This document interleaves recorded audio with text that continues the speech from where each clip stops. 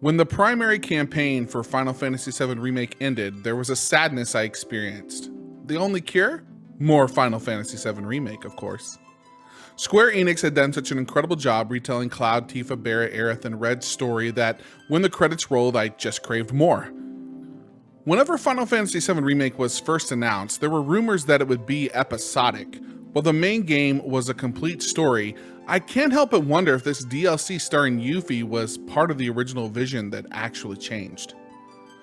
I knew that there would be an inevitable PlayStation 5 upgrade to Remake, and I knew I'd play the entire game through one more time.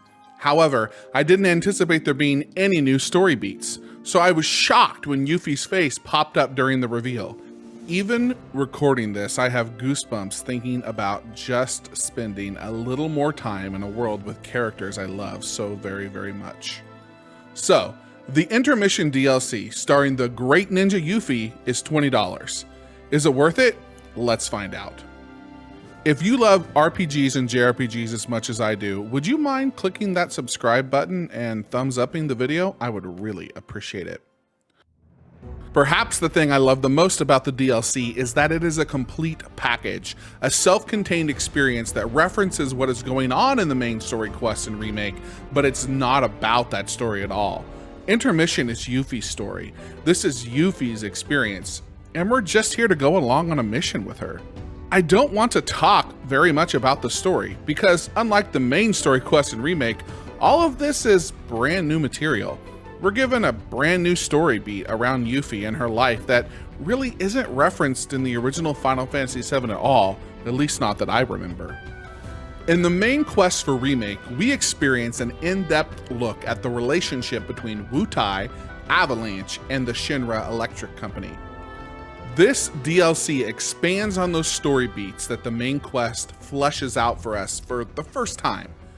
We come to learn that although people from Wutai are allowed to live in Midgar, there aren't very many of them, and they're all treated very poorly. Of course, part of this is due to the war, but you get the impression that there's something more profound, a distrust of the Wutaians that is politicized and made far worse by the folks at Shinra. Yuffie's mission brings her to the slums of Midgar and connects her with Sonon, a fellow Wutaian and a member of Avalanche. No, not Barret's renegade Splinter Cell, but the actual Avalanche.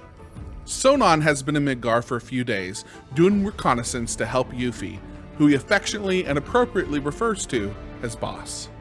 Once they connect, Yuffie and Sonon set off to do what she came to do. The INTERmission DLC spans 2 chapters, and in the first, you're allowed to run around the Sector 7 slums yet again and complete some fun side quests for materia and Condor coins. Y'all, the Fort Condor minigame is a ton of fun. Let's talk about it. Fort Condor is a tower defense style board game with a rock, paper, scissors attack and defense system that is quickly addicting. I usually ignore minigames, but Fort Condor is a blast and allowed me to interact with some beloved characters from the main Remake questline. You see, in Midgar, nearly everyone plays Fort Condor. Throughout the INTERmission DLC, you can find new pieces to buy or win, making climbing the ranks to defeat the Grandmaster even possible in the first place. In Fort Condor, shield beats the sword beats the arrow, and the arrow beats the shield. When you receive your first playboard and a few pieces, the tutorial mission given to you early on in the DLC teaches you the basics of play. Different boards have different benefits. Some allow you to use healing and attack spells once per game, while others benefit from allowing you to place your units much faster. You create a board based upon your playstyle and what your opponent is bringing to the battle. You can see how many of each sword, shield, or arrow units they are bringing to the match, along with their stats. You can see if they use materia in battle or not, and then make your choices. On normal difficulty, I chose the Assassin's board, which allow you to place units faster. A few of the most powerful boards and pieces can only be obtained if you play through the DLC on hard difficulty, which also increases the difficulty level of the Fort Condor matches along with combat in the game. All in all, I found myself enjoying the interactions with other players, collecting pieces, and learning the ins and outs of the minigame until I could defeat the Grand Master. When Yuffie isn't playing board games, she's dealing with monsters, Shinra guards, and a handful of new enemies I won't be spoiling here. Combat in the INTERmission DLC is slightly different from the main quest line in that Yuffie is the only controllable character. Sonon, her companion, can have materia equipped and weapons upgraded, but he can only be issued commands instead of being fully playable. Considering the entire DLC is only around 8 hours long, not controlling Sonon isn't a deal breaker. That isn't to say that Sonon isn't incredibly helpful in combat, but let's talk about Yuffie first. Her weapon of choice is, of course, the 4-point shuriken. You launch it at an enemy and it hovers around that enemy, inflicting a steady stream of passive damage. All the while, you can have Yuffie execute elemental attacks. Not spells, but attacks, to inflict more damage at your leisure. The shuriken will stay on the enemy until you retrieve it, the enemy's HP hits 0, or eventually the enemy kind of shrugs it off. It's not clear right away what causes the shuriken to come back to Yuffie unless she retrieves it, but ultimately it will.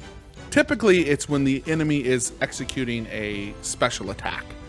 When Yuffie's ATB gauge fills, you can change the elemental type, use abilities, and of course take advantage of all the spells the game has to offer. Sonon has a few special abilities along with materia enabled spells you can put on him and command him to use as his gauge also fills. Another power you have is synergizing, where Yuffie can perform special attacks with Sonon if their gauges are both full. I'll be honest, it took me a little while to figure out Yuffie's combat style and grow comfortable with it. The game tells you right away when you start the DLC that it's not going to reteach you the combat system, and to be sure to have completed the main game first. I suppose after a year, I just forgot a few things. Yuffie is the star of the DLC, and the way her story is told not only does a great job setting up this character to players new to the Final Fantasy VII universe, but it also brings to life a beloved party member who I cannot wait to see introduced to the rest of the cast. Unfortunately, her companion, Sonon, is very uninteresting. You can tell that the writers were going for a quiet, stoic hero in comparison to Yuffie's outgoing and charismatic personality, but it just doesn't land as well as I would have liked. He feels like a throwaway character that won't matter once Yuffie is united with the rest of the cast from Remake. So, is this DLC worth $20? I think so. I believe I got my money's worth. If you buy the game new on PlayStation 5, all the content's on the disc. So here's the thing. The INTERmission DLC whets your appetite for more. The entire time you're clued into new characters, new story arcs, and new plot lines that we will have to wait to learn more about. So while the DLC itself felt like a complete story and package, there is a constant reminder that there is more game coming, and you are encouraged to get even more excited about Remake Part 2. If you played the DLC, let me know in the comments below what you thought. Please don't spoil it for anybody, and we'll see you again next time.